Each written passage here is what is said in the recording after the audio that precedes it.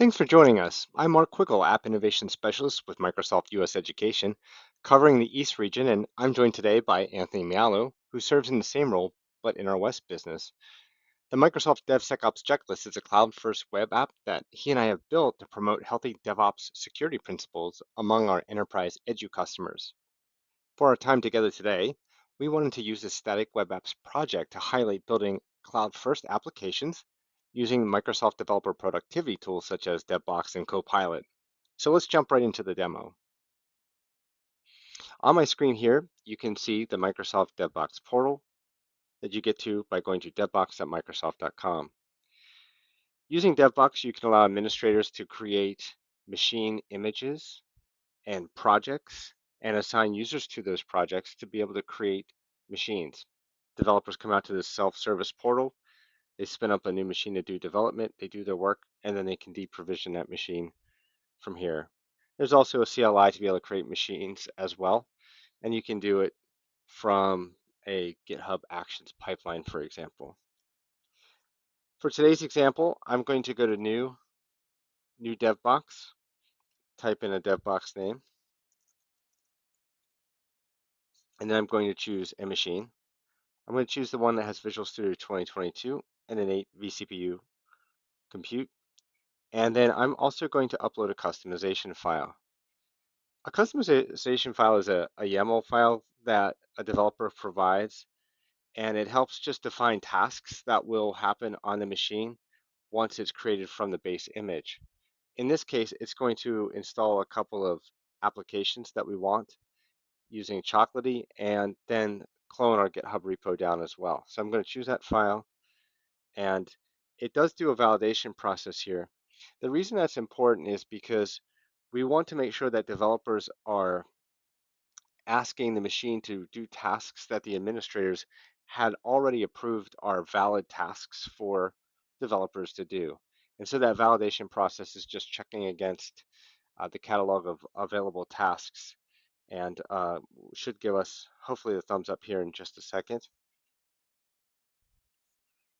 Okay, we have the green check mark. We'll go ahead and click create and let that go forward.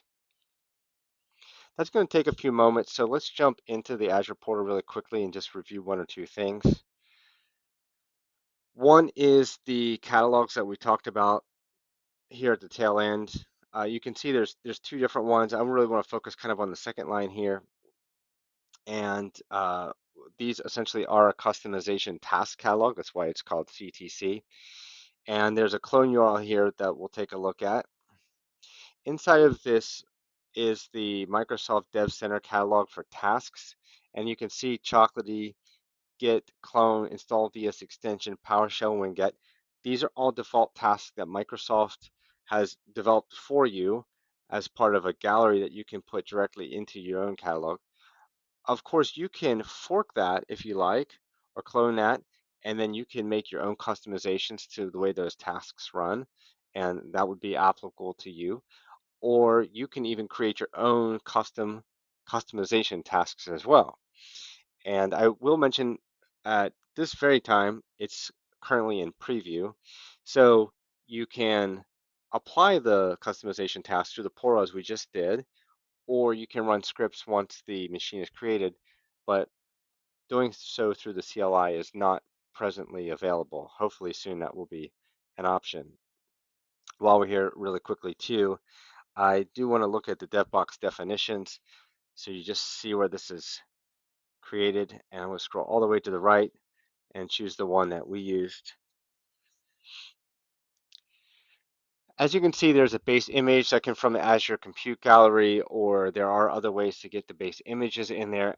There are different versions of the images that you can specify. So if you want to roll back to an existing version, you're absolutely available to do that, or make more than one version available in the self-service portal.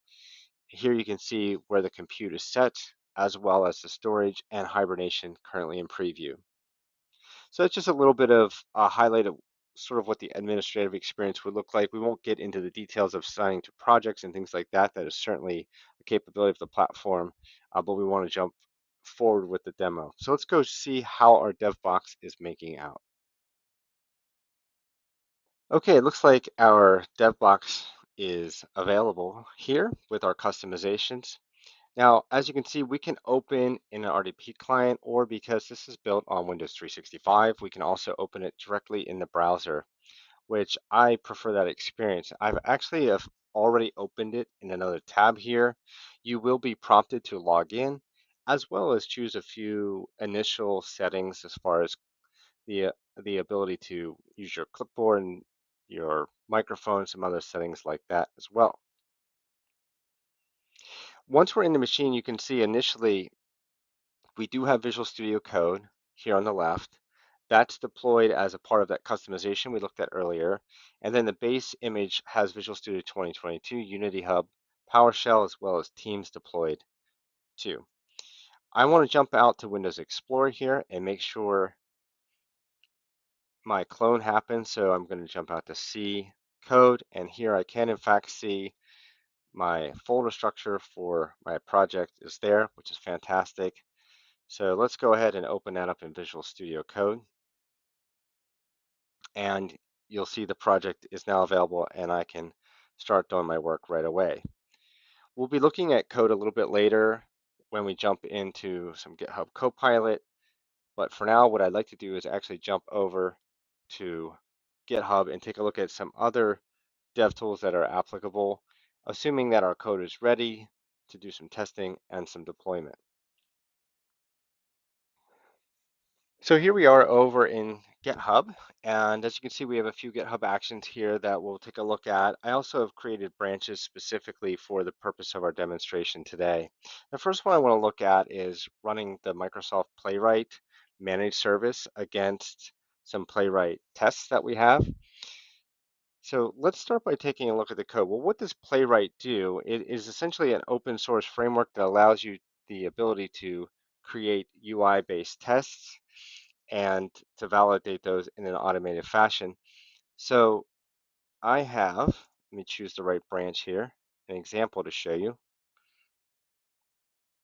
In our application, we have an HTML page with some JavaScript buttons that allow us to change the theme from light to dark. A very simple test. We want to make sure, and you can see here from lines 3 down, that when a user clicks on the dark mode button, it changes the HTML's database theme attribute to dark, and vice versa. When you click the light button, it changes it to light. So it's a very, very simple test that we're going to be using, for example, today.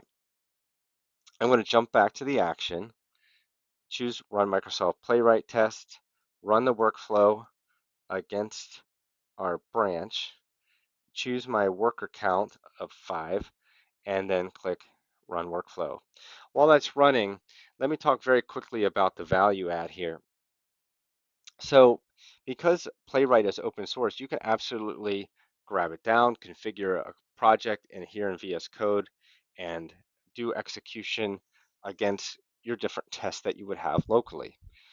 It works fine. The only challenge becomes as you start to build more and more tests, and those tests become a little bit longer to run, you may find that you might not do as much testing just because of how long it takes, right? And there is the ability for you locally to spin up additional workers. That's true. However, as you spin up additional workers, it will certainly impact resource contention a little bit as well. And then the tasks on each worker will take longer. So the net isn't really as valuable as you might think. And so what we want to do is we want to promote the use of these tests. And by moving to the Microsoft Managed Service, which does give you some free hour grants to get started, and then above that you would pay for that service, but it greatly increases the performance of what you can get versus say running locally. And so you can put them right into your CI as we're doing here in an automated fashion and run those every single time. And I believe it was the GitHub team did put a video out on YouTube that actually shows a comparison side by side of here's what this looks like running locally versus here's what it looks like running in the cloud. And the difference was pretty phenomenal.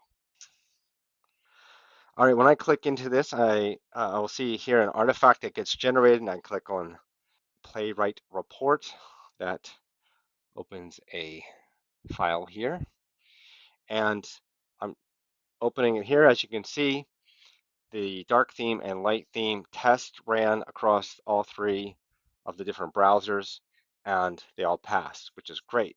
It means our code's working and we can kind of move forward.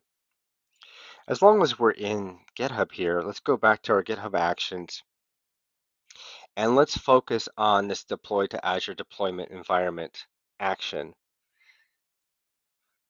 So Azure deployment environments, similar to DevBox, allow developers to create self-service environments based on templates that administrators create. So if you have a complex application, like a mobile application, for example, that might have a lot of services, or in our case, we're even using a simple web application, potentially with a SQL server or something like that, and you want to allow users the ability to easily stand up a development instance of that environment or a QA instance of that environment, test code changes when the changes are done, the testing is done of those changes, you want to tear down that environment. It's very, very simple to do that. And then you're not incurring the additional cost of leaving that environment up. And again, it's all done through a self-service portal, which makes it really easy. Well, we can also do it through CCD, which makes it even easier because as the code is ready to be QA tested, for example, we could stand this environment up and we can deploy the code to it automatically through the pipeline and get going. So I'm going to go ahead and also run this workflow manually, choosing the correct branch. And I need to put in an environment name. There's other attributes that are already in here. We're going to leave those as defaults. Now, when you go into the self-service portal, a lot of this stuff's already pre-populated for you, and you don't have to put it in here. But because we're doing this from code, I'm giving a lot of the ability to customize this.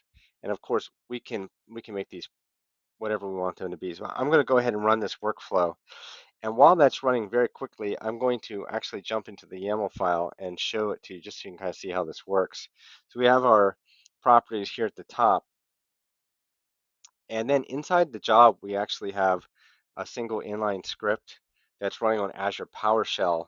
And we have some secrets also that we're storing in GitHub. But you can see the key parts here, right, is AZ Dev Center Dev Environment Create, which includes those attributes we put in earlier. And then we're doing a zip deploy of our project and doing an AZ web app deploy to the newly created web application that's a part of that project. So, and this could be split up into multiple pipelines.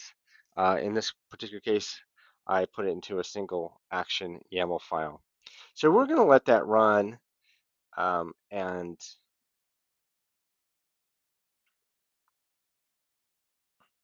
I'm going to jump right back into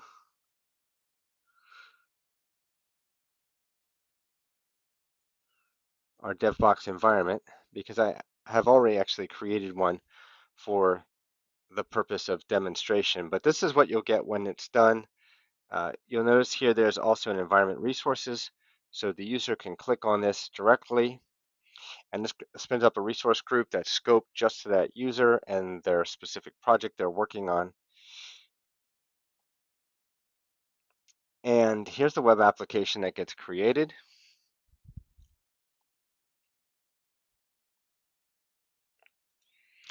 And I can click on the web application and see that, in fact, my changes that I have committed as a part of my testing are in here and everything works. Here are the light mode, dark mode buttons that we were talking about earlier.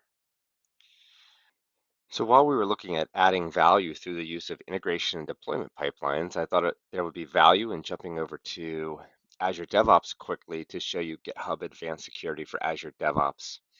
Now, GitHub Advanced Security is available in GitHub as well as Azure DevOps, and I could have demoed that there, but we do have a lot of customers using Azure DevOps, and so I wanted to kind of change it up here very quickly. As you can see under the project settings, repo settings, I do have advanced security turned on, and I also have push protection for secrets enabled, which is a capability of that platform. And so advanced security in this particular case is going to give us dependency scanning, code scanning, and secret detection for our repository. Now, I have gone through the liberty of importing the GitHub repository directly into Azure DevOps. And if I go under my repository and go to advanced security, you will see that I already have some vulnerabilities that were found under dependencies as well as code scanning. I don't believe we'll have anything under secrets because I just simply don't have any vulnerabilities in my code. In order to simulate this, I simply put some older jQuery libraries in the project that I knew had some vulnerabilities in it, and that's why you see those under dependencies and code scanning. Now, the way this works outside of the secret detection is you will create a pipeline, and I wanted to show that to you very, very quickly here. So I'm going to edit the pipeline so you can see how simple this is. There are some tasks that show up here on the right-hand side. You can see them here with the blue icon. But we have advanced security code QL initialization. We're doing a restore of our project. We're doing a code QL auto build, scanning, analyze, and then publishing the results back so that we can see that in Azure DevOps easily. Just to also demonstrate very quickly the push protection capability, I have a couple of changes here that I'm ready to push to the origin, and one of those is a web configuration change where I have a secret in the web configuration, and I'm going to go ahead and try to do a get push, and you will see here that that gets rejected, and it says the reason is the push was rejected because it contains one or more secrets. So you can proactively prevent that from happening. Of course, you can uncheck that box that we saw earlier in the settings for the repository, and then you can do post commit checking as well. So whatever is most comfortable for you.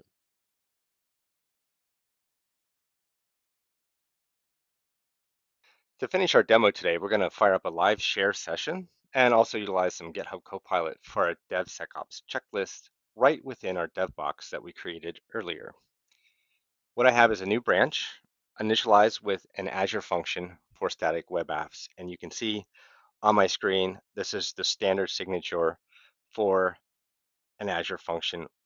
There's the run method that gets called on an HTTP request. To note, the checklist as it stands today is populated with a JSON file. So we're going to make a simple change to the application to load the content on the server side, sending one of our articles over to the Azure language service for translation. In a more real world scenario, we're likely to introduce some new Azure services and handle this with some offline processing and store the JSON in something like an Azure Cosmos DB backend. But we have a project manager who's telling us they'd like to test the language service out ASAP to make sure that it fits their need.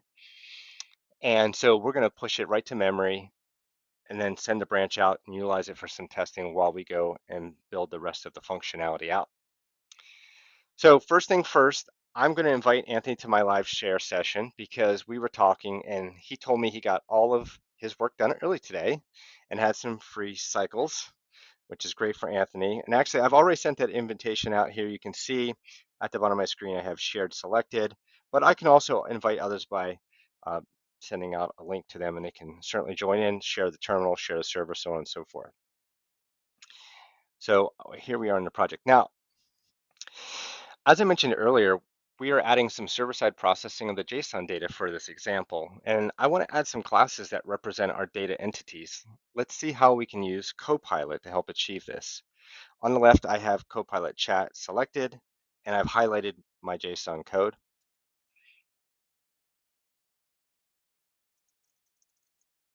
And I'm going to just simply ask it, create C# classes with properties to represent the highlighted JSON.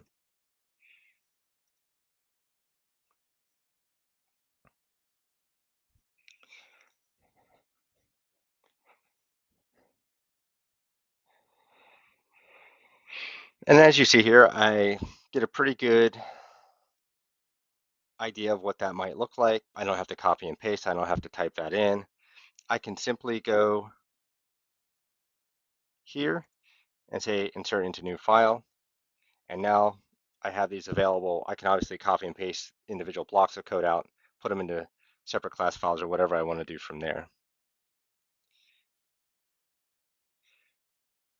Okay, for now I'm going to go back to the translate file and we're going to start stubbing out the rest of this functionality. And Anthony's going to start out by helping me out. He happens to have some code that he has already validated works well for loading the JSON file from the file system and doing the formatting. Okay, great. So we can see him typing there and he's here. Go ahead and Anthony and start putting in the code that you have to load the JSON data.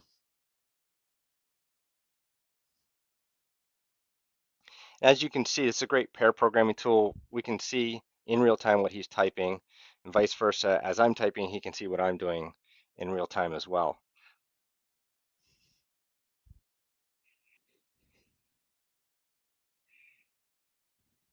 Awesome. That looks pretty good. I'm just going to highlight this and tab it over for formatting. No errors, so I feel pretty good already. Next, I'm going to call the Azure language service to do the translation. I'm going to start by putting a comment in, and likely it will help me figure out what that comment should be.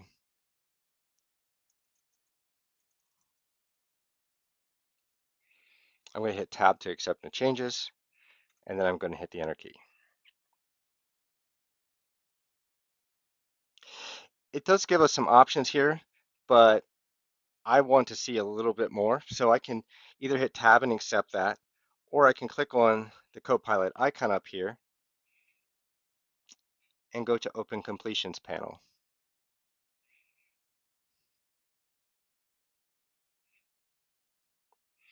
And as you see here, there's a number of different suggestions that we can accept.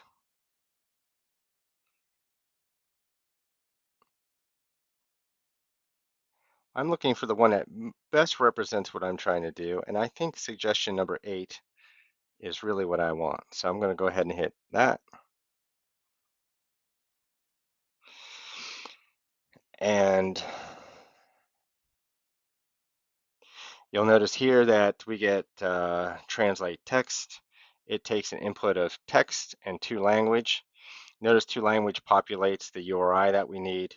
It also detects the body needs to be of an array type, so that all looks pretty good. Now all we're left to do is finish the code.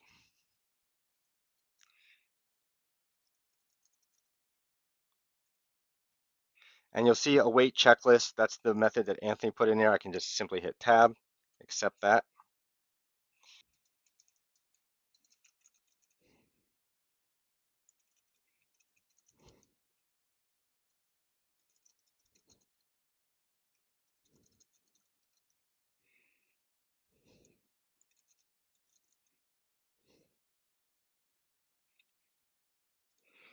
And I'm going to go ahead and grab the first element in this scenario.